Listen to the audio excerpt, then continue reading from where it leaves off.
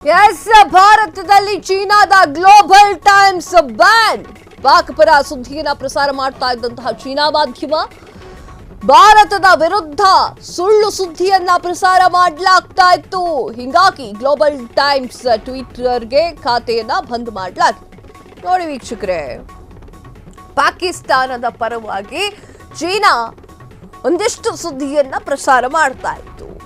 ಸಂಘರ್ಷದ ಸಮಯದಲ್ಲಿ ಪಾಕಿಸ್ತಾನದ ಪರವಾಗಿ ನಿಂತಿದ್ದಂತಹ ಚೀನಾ ಭಾರತದಲ್ಲಿ ಚೀನಾದ ಗ್ಲೋಬಲ್ ಟೈಮ್ಸ್ ನ ಈಗ ಬ್ಯಾನ್ ಮಾಡಲಾಗಿದೆ.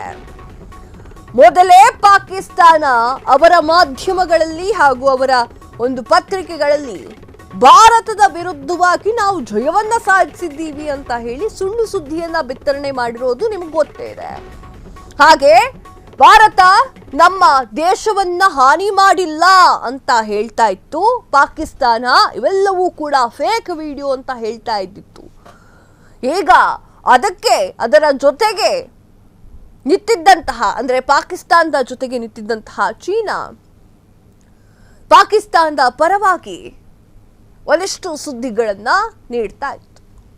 ಆ ಒಂದು ಕಾರಣಕ್ಕೆ ಭಾರತದಲ್ಲಿ ಚೀನಾದ ಗ್ಲೋಬಲ್ ಟೈಮ್ಸ್ ಈಗ ಬ್ಯಾನ್ ಆಗಿದೆ. ಪಾಕ್ ಪರವಾಗಿ ಸುದ್ದಿಯನ್ನ ಪ್ರಸಾರ ಮಾಡ್ತಾ ಇದ್ದಂತಹ ಚೀನಾ ಮಾಧ್ಯಮ ಭಾರತದ ವಿರುದ್ಧ ಸುಳ್ಳು ಸುದ್ದಿಯನ್ನ ಪ್ರಸಾರ ಮಾಡ್ತಾ ಇತ್ತು. ಹೀಗಾಗಿ ಗ್ಲೋಬಲ್ ಟೈಮ್ಸ್ ಟ್ವಿಟರ್ ಖಾತೆ ಬಂದ್ ಮಾಡಲಾಗಿದೆ. ಚೀನಾದ ನರಿ ಬುದ್ಧಿ ಬಿಡೋ ತರ ಕಾಣಿಸ್ತಾ ಇಲ್ಲ.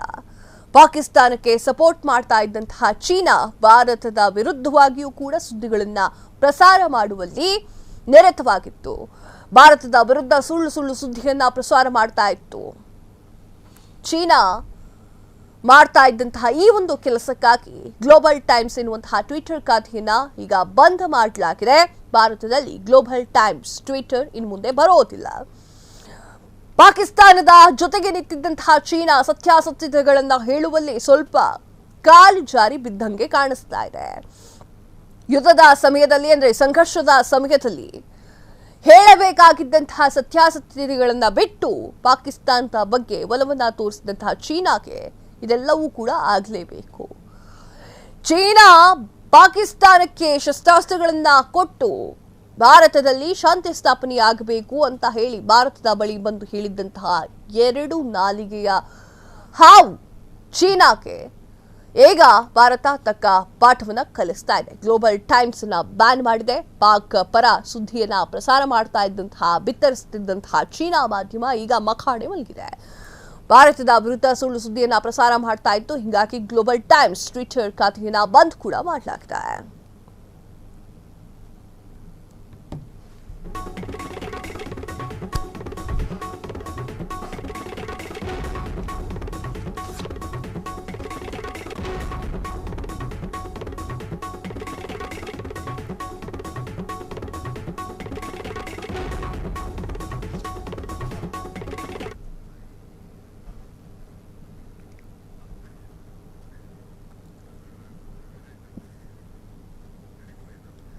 ಕ್ಷಣ ಕ್ಷಣದ ಸುದ್ದಿಗಳಿಗಾಗಿ ಫ್ರೀಡಂ ಟಿವಿ ಸಬ್ಸ್ಕ್ರೈಬ್ ಮಾಡಿ, ಲೈಕ್ ಮಾಡಿ ಹಾಗೂ ಫಾಲೋ ಮಾಡಿ. ಹೊಸ ಸುದ್ದಿಗಳ ನೋಟಿಫಿಕೇಶನ್ಗಾಗಿ ಬೆಲ್ ಐಕಾನ್ ಮೇಲೆ ಕ್ಲಿಕ್ ಮಾಡಿ.